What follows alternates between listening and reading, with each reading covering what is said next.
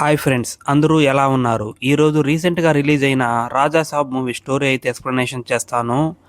దానికి ముందు నాది ఒక చిన్న రిక్వెస్ట్ ఫ్రెండ్స్. నా ఛానల్ని మీరు ఇంకా సబ్స్క్రైబ్ చేసుకోకుండా ఉంటే ఇప్పుడే సబ్స్క్రైబ్ చేసుకోండి.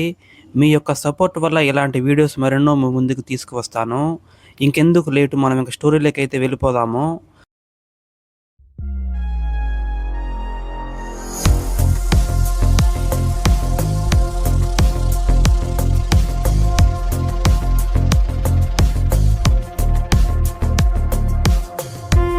మూవీ స్టార్టింగ్లో హైదరాబాదు పక్కన ఉన్న నర్సాపూర్ ఫారెస్ట్లో ఒక మార్చురీ వ్యాన్ వెళ్తున్నట్టయితే చూపిస్తారు. ఒక హోటల్ దగ్గర వ్యాన్ని ఆపి అతను తినడానికైతే వెళ్తాడనమాట. అతను వెళ్తూ వెళ్తూ ఒక చిన్న కొండనైతే అతనితో పాటు తీసుకెళ్తాడు. అప్పుడు అతని దగ్గరికి వచ్చిన సర్వరు బయట ఫుడ్ లోపలికి అలో లేదంటాడు. అప్పుడు అతడు కామెడీగా, ఇది ఏ కుండ బిర్యానీనో లేక చేపల పులుసో కాదు, అస్థికలు అంటాడు. అతనికి 500 రూపాయల నోటు చూపించి ఆర్డర్ అయితే ఇవ్వబోతాడు. కానీ సడన్గా ఒక గాలి వచ్చి ఆ 500 రూపాయల నోటుని ఆ ఫారెస్ట్లోకి అయితే ఎగురుకుంటూ అతనికి దారి చూపించేలా చేస్తుంది. అతను ఆ ఫారెస్ట్లోకి అయితే ఒక పాడుబడ్డ భవనంలోకి అయితే వెళ్తాడనమాట. అతడు ఆ భవనం లోపల ఉన్న సెటప్ని అంతా చూసి అయితే భయపడుతూ ఒక పెద్ద కుర్చీ దగ్గరికి అయితే వెళ్తాడు. అక్కడే అతనికి ఎగురుకుంటూ వచ్చిన 500 రూపాయల నోట్ అయితే కనబడుతుంది. ఏదో ఒక అదృశ్య గొంతు అతనిని, నీతో పాటు తెచ్చిన ఆ కుండని, నా దగ్గర కొట్టేసిన వాచ్ చైన్ని అక్కడ పెట్టేసి వెళ్ళిపో అంటాడు. అతడు భయపడుతూ అవన్నీ అక్కడే పెట్టి వెనకకైతే తిరుగుతాడనమాట. అప్పుడు అతని వెనకే వచ్చిన తలలేని ఒక శరీరము అతన్ని కొట్టడం అయితే చూపిస్తారు. ఈ సీన్తో ఆ భవనంలోకి ఎంటర్ అయితే ఎంత భయంకరంగా ఉంటుందో అని ఒక థ్రిల్లింగ్ సెన్సేషన్ అయితే కలుగుతుంది. కట్ చేస్తే నెక్స్ట్ సీన్లో హీరో ప్రభాస్ ఎంట్రీ ఒక సాంగ్తో అయితే స్టార్ట్ అవుతుందన్నమాట. చిన్నప్పటి నుంచి అనిత అనే అమ్మాయి అతని ఫ్రెండ్గా అయితే ఉంటుంది. ఆమె హీరోని ఇష్టపడుతూ ఉంటుందన్నమాట అతనికి తెలియకుండా. అతనికి కష్ట సమయంలో ఉన్నప్పుడు డబ్బులు అయితే హెల్ప్ చేస్తూ ఉండేది. ఈ మూవీ మొత్తము హీరో వాళ్ళ నానమ్మ చుట్టూ అయితే తిరుగుతూ ఉంటుంది. ఆమె మతిమరుపు వ్యాధితో అయితే బాధపడుతూ ఉంటుందన్నమాట. ప్రభాస్ మార్కెట్లో అనితతో అయితే మాట్లాడుతూ ఉన్నప్పుడు అప్పుడే అక్కడికి తన నానమ్మ అయితే ఎక్కడికో వెళ్తూ ఉన్నట్టయితే చూస్తాడు. అప్పుడు హీరో ఆమెను పలకరించి ఎక్కడికి వెళ్తున్నావు అని అడుగుతాడనమాట. అప్పుడు ఆమె, నీకోసమే నీకు ఏదో చెప్పాలని వెతుక్కుంటూ వస్తున్నానని చెప్తుంది.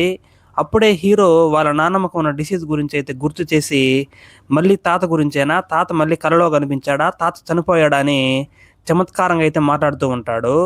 అప్పుడు ఆమె తాత చనిపోయాడా అనేసి త్రోసప్పి పడిపోతుంది అనమాట. నెక్స్ట్ సీన్లో వాళ్ళ నాన్నమ్మకి అయితే మన హీరో క్లాస్ అయితే వీక్తూ ఉంటాడు.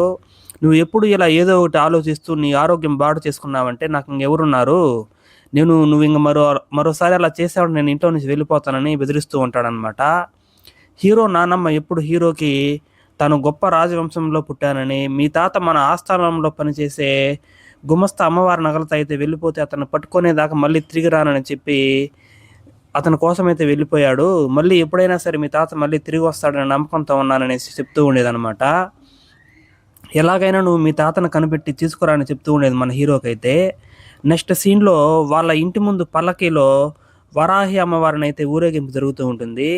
హీరో వాళ్ళ నాన్నమ్మ బయటకు వచ్చి, ఎలాగైనా మా ఆయన జాడ కనపడేలా చెయ్యమ్మా తల్లి అనేసి మొక్కుకుంటూ ఉంటుందన్నమాట.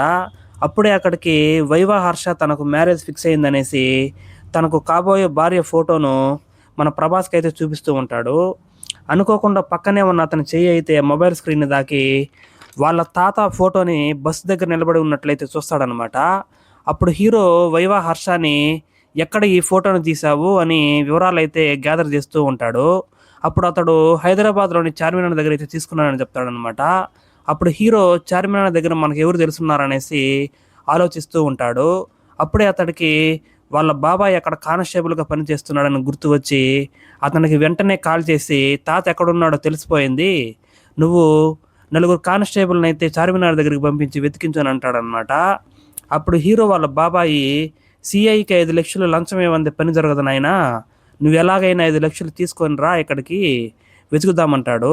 అప్పుడు అనితాని బతిమలాడి ఎలాగోలా ఒక 5 లక్షలు అయితే అరేంజ్ చేసుకొని హైదరాబాద్కి అయితే బయలుదేరతాడు మన హీరో. అక్కడ బస్సు దిగగానే ప్రభాస్ శ్రీను ఆటోలో అయితే ఉంటాడనమాట. అతనితో కలిసి అతని బాబాయ్ దగ్గరికి అయితే వెళ్తూ ఉంటాడు. అతని బాబాయిని కలిసే క్రమంలో హీరోయిన్ నిధి అగర్వాల్ని అయితే చూసి ప్రేమలో అయితే పడతాడు మన హీరో. ఆమె ఒక క్రిస్టియన్ అనమాట. ఆమె వెనకాలే చర్చికి అయితే వెళ్తాడు. అక్కడ ఒక పాపతో పరిచయం అనేది ఏర్పరచుకొని ఆ పాపకు హార్ట్ సర్జరీ అని తెలిసి అతని దగ్గర ఉన్న 3,00,000 అయితే పాప ఆపరేషన్కి అనేసి ఇచ్చేస్తాడనమాట.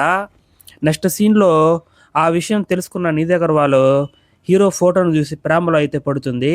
కట్ చేస్తే నెక్స్ట్ సీన్లో హీరో పోలీస్ స్టేషన్కి వెళ్ళి సిఐని అయితే కలుస్తాడనమాట. హీరో చేతిలో ఉన్న ఫైల్ని ఓపెన్ చేసి సముద్రకనిని ఫోటో అయితే చూపిస్తాడు. ఇతడు మా తాతగారి ఆస్థానంలో పనిచేసే గుమస్తా.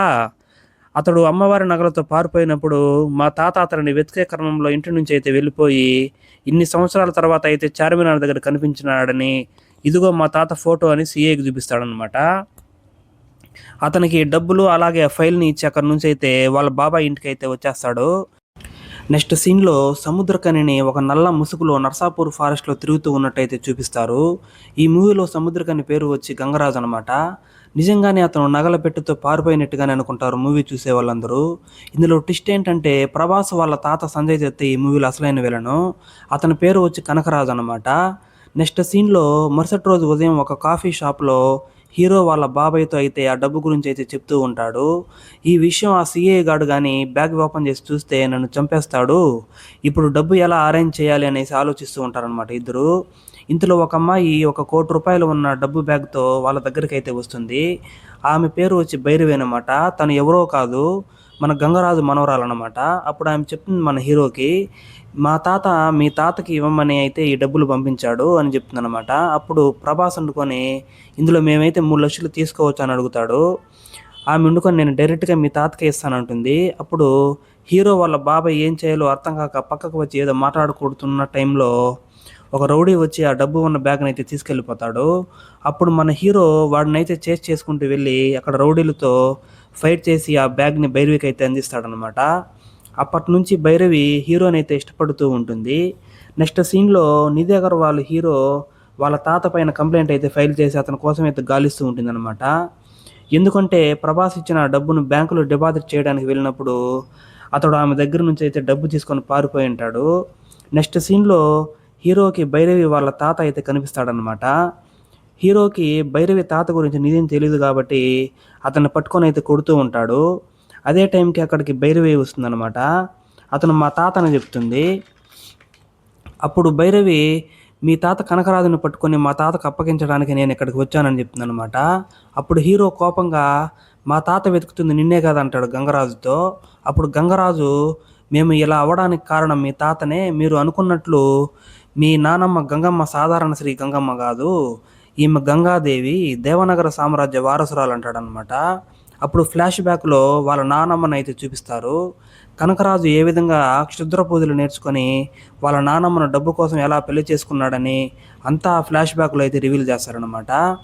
అప్పుడు బైరాగి అనే ఒక మాంత్రికుడి దగ్గర మంత్ర సాధన చేసి మంత్ర విద్యలు అన్నీ నేర్చుకుని ఉంటాడు మీ తాత. ఆమెకు మంత్రించిన ప్రసాదం తినిపించి ఆమెను అతనికి ఆధీనంలోకి అయితే తెచ్చేసుకుంటాడు.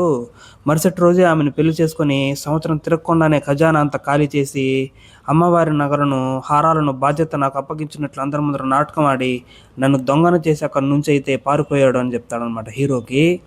మీ నానమ్మ వల్లనే ఆ సంస్థానానికి ఈ గతి పెట్టిందని, తనకు అయిన వాళ్ళే అక్కడి నుంచి అయితే బయటకు గెంటేశారు మీ నానమ్మని. తరువాత ఒక సాధారణ స్త్రీగా బతుకుతూ కొడుకునైతే పోగొట్టుకొని మనవడితో తన భర్త గురించి అయితే వెతుకుతుందని తెలిసిందని గంగరాజు మన హీరోతో అయితే చెప్తూ ఉంటాడు. అప్పుడు హీరో మా నానమ్మను బాధ పెట్టిన అతన్ని అయితే వదిలిపెట్టనని చెప్తాడు అనమాట. అప్పుడు గంగరాజు నా దగ్గర ఒక చిన్న ఇన్ఫర్మేషన్ ఉంది, అతడు నర్సాపూర్ ఫారెస్ట్ ఏరియాలో అతడు ఉన్నట్లయితే నా మనుషులు చెప్తే అక్కడికి వెళ్ళి వెతకడానికి అయితే ట్రై చేసినాను, అడివంతా గాలించినా కూడా అతడు ఎక్కడా కనిపించలేదని చెప్తాడు హీరోతో. నెక్స్ట్ సీన్లో హీరో భైరవి హీరో వాళ్ళ బాబాయి అలాగే ప్రభాస్ శ్రీను అయితే వాళ్ళ తాతను వెతుక్కుంటూ నర్సాపూర్ ఫారెస్ట్లోకి అయితే వెళ్తారనమాట.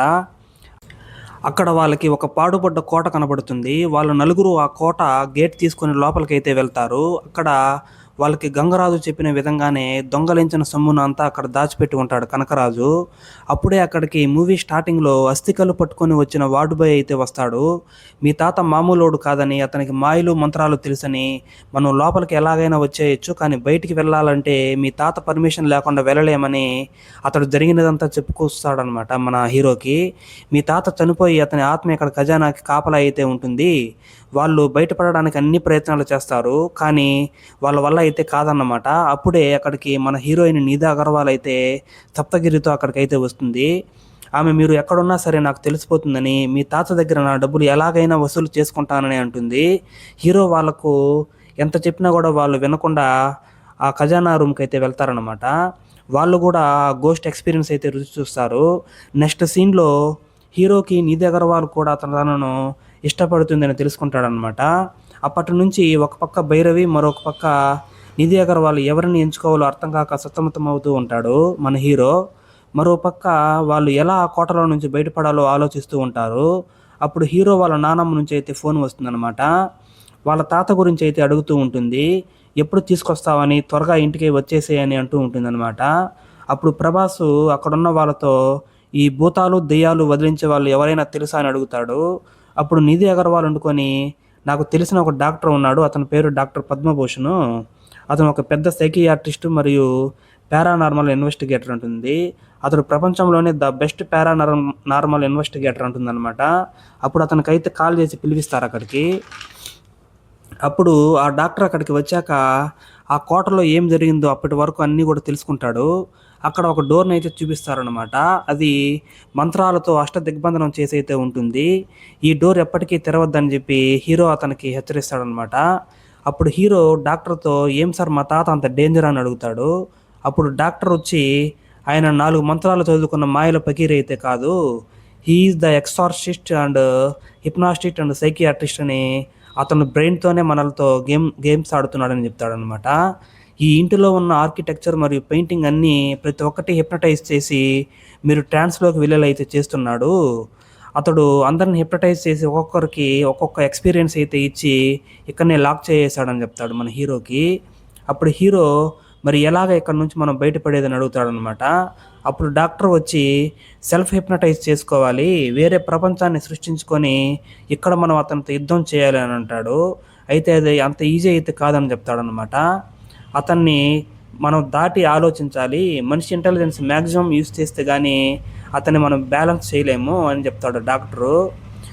తర్వాత నెక్స్ట్ సీన్లో ఆ డాక్టర్ ఎక్కడ తనకు అడ్డు వస్తాడో అనేసి కనకరాజు ఆ డాక్టర్ని అయితే బయటికి గెంటేస్తాడనమాట. నెక్స్ట్ సీన్లో అనిత కూడా అక్కడికి వచ్చి ఎంట్రీ ఇస్తుందనమాట ఆ కోటకి. ఇప్పటిదాకా ఇద్దరితో వేగలేకపోయిన మన హీరోకి అనిత ఎంట్రీతో ఏం చేయాలో అర్థం కాక సతమతం అవుతూ ఉంటాడు. అప్పుడే అక్కడికి ఒక దొంగల గుంపు అయితే ఆ కోటలోని ఖజానాన్ని దోచుకోవడానికి అయితే వస్తారు. అప్పుడు అత్యవసర పరిస్థితుల్లో హీరో ఆ మూసివేసిన డోర్ని అయితే తెరుస్తాడనమాట. అప్పుడు ప్రభాస్ ఒంట్లోకి వాళ్ళ తాత ఆత్మ దూరి అక్కడున్న దొంగలందరిని అయితే తరిమి కొడతాడు. మరోపక్క ప్రభాస్ వాళ్ళ నానమ్మ ఎలాగైనా ఆ కోటకి రప్పించాలని కనకరాజు ప్రభాస్ వాయిస్తో గంగరాజుకి అయితే ఫోన్ చేసి ఆ కోటకి పిలిపించుకొని రమ్మని చెప్తాడు. అప్పుడు గంగమ్మతో, నీ భర్త చావు బతుకుల మధ్య ఉన్నాడని గంగరాజు చెప్పడంతో ఆమె స్పృహ తప్పి పడిపోతుందనమాట. అప్పుడు గంగరాజు ఈ విషయాన్ని ప్రభాస్కి అయితే ఫోన్ చేసి, మీ నానమ్మ హాస్పిటల్లో చేర్పించినామని చాలా సీరియస్గా ఉందని అయితే చెప్తాడు. అతడు ఆవేశంగా కారు తీసుకొని గేట్ను గుద్దుకొని హాస్పిటల్కి అయితే చేరుకుంటాడు. అక్కడున్న గంగరాజుతో మాట్లాడుతుండగా కానీ హీరో మాటలైతే గంగరాజుకి అయితే వినపడవన్నమాట. అప్పుడు మన హీరోకి ఏం జరుగుతుందో అని అర్థం కాకుండా అప్పుడు వాళ్ళ తాత ముందుకు వచ్చి, నువ్వు నన్ను ఓడించాలంటే నన్ను దాటి ఆలోచించాలి, ఈ అమావాస్య నాడు నిన్ను నీ నానమ్మను విడగొట్టింది ఎందుకంటే మీ నానమ్మ చావడం కోసమేరా అని చెప్పి నవ్వుతూ చెప్తూ ఉంటాడు కనకరాజు. నేను చనిపోవడానికి 10 రోజుల ముందు బైరాగితో నా వయసు మళ్ళిన శరీరాన్ని వదిలేయాలి, మళ్ళీ జన్మనెత్తి నా సొమ్ముని గుర్తించాలని అడుగుతాడు. అప్పుడు బైరాగి కనకరాజుతో, ఇది జరగాలంటే నువ్వు చనిపోయిన రోజు నుంచి 3 అమావాస్య గడియల్లో నీ భార్య కుంగి కృషించి చనిపోవాలంటాడు.